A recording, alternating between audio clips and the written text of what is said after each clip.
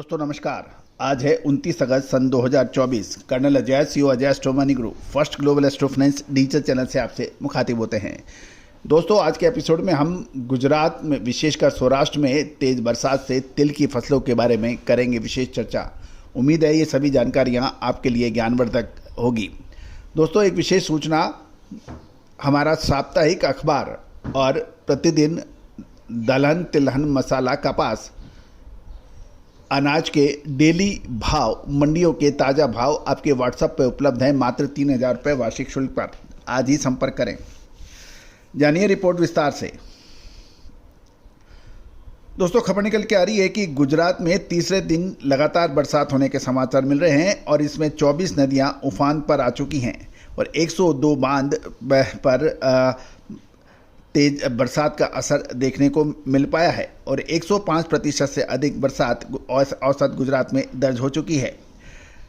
अहमदाबाद से खबर निकल के आई है कि गुजरात में भारी बरसात का दौर बुधवार को तीसरे दिन भी जारी रहा।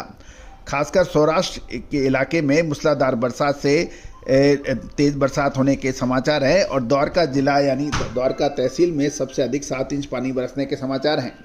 सौराष्ट्र की 6 तहसीलें से 4 इंच से लेकर 6 इंच पर तक बरसात होने के समाचार है और इस दौरान बारिश में कुछ 5 लोगों की मौत होने के भी समाचार है। इसके साथ ही मृतकों की संख्या 15 हो गई है और भारी बरसात को देखते आगामी 1 सितंबर तक मछुआरों को समुद्र में नहीं जाने की चेतावनी जारी की गई है। गौरतलब है कि 24 घंटे में तेज बरसात से द्वारका जिले के खांबलिया तहसील में सबसे अधिक 18 इंच बरसात के समाचार मिल रहे हैं। जामनगर शहर में 15 इंच और जाम जोधपुर व लालपुर में 13 इंच बरसात के समाचार हैं। पोरबंदर के राणावत में करीबन 12 इंच के आसपास बरसात हुई है। खबर ये भी निकल के आ रही है कि बारिश के कारण गुजरात की 24 नदियां उफान पर हैं और गुजरात के 207 प्रमुख बांधों में से 102 पूरी तरह से भर गए हैं, जबकि 118 बांधों को हाई अलर्ट पर रखा गया है और साथ साथ 105% से ज़्यादा बरसात नज़र आ रही है।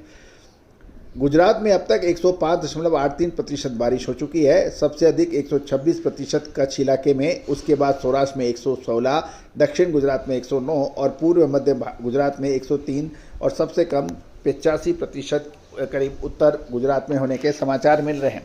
दोस्तों इसका असर सबसे अधिक खबर मिलने को आ रहा है कि तिल की फसल को पड़ रहा है, क्योंकि सौराष्ट्र के लगभग सभी इलाकों में तिल की फसल को नुकसान हो जाने से की आशंका हो गई है और पानी खेतों में भर गया है। दूसरे राज्यों में भी फसल कम होने की संभावना इस साल बन रही है। गौरतलब है कि सौराष्ट्र में 100% इलाकों में भारी बरसात है और खेतों में जाने की स्थिति नहीं है। पौधे भी पीले पड़ जाएंगे या जल जाएंगे, ऐसा कहना है किसानों का। इससे न केवल तिल की उपज घटेगी, इसके अलावा क्वालिटी भी खराब हो सकती है। गौरतलब है कि घरेलू और निर्यात मांग रही तो बाजारों को अंदर अब मजबूती की संभावना होगी। पिछले सप्ताह तिल के दाम 136 से 137 रुपये प्रति किलोग्राम थे, 99.5 क्वालिटी किस्म के। गौरतलब है कि गुजरात में नया मानसून तिल की आवक अभी तक 1 महीने या उससे अधिक दूर है। उम्मीद है कि सितंबर के अंत तक थोड़ी थोड़ी आवक आनी शुरू होगी। अक्टूबर माह के अंदर नियमित तिल की आवक शुरू होगी।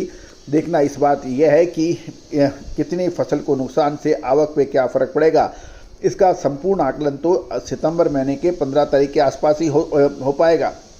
गौरतलब है कि राजस्थान में भी बरसात है। पाली जोधपुर इलाके में ज़्यादा बारिश हो रही है और पाली जोधपुर में भी तिल के साथ बाजरा बोया गया है।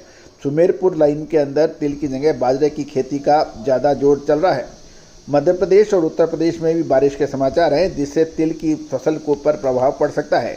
देश भर में तिल की बिजाई इस साल पहले से कम है और कुल मिलाकर लगभग 1.30 लाख टन तिल का उत्पादन होने का अनुमान है।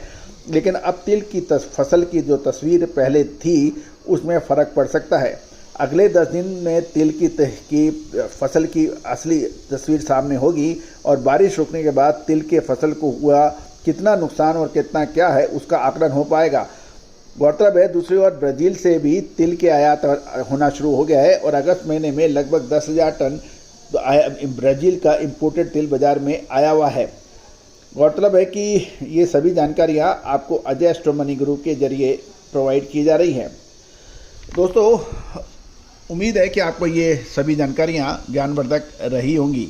दोस्तों, हम ये सभी जानकारियाँ महज अनुसंधान और रिसर्च पर्पज़ के लिए आप तक पहुँचाते हैं। आप अपने सोर्स से भी सजीवी जानकारी को वेरीफाई कर सकते हैं या उस पर कोई भी निर्णय लेने से पहले आप स्वयं इसका अध्ययन अवश्य करें। All the very best, good luck, happy trading.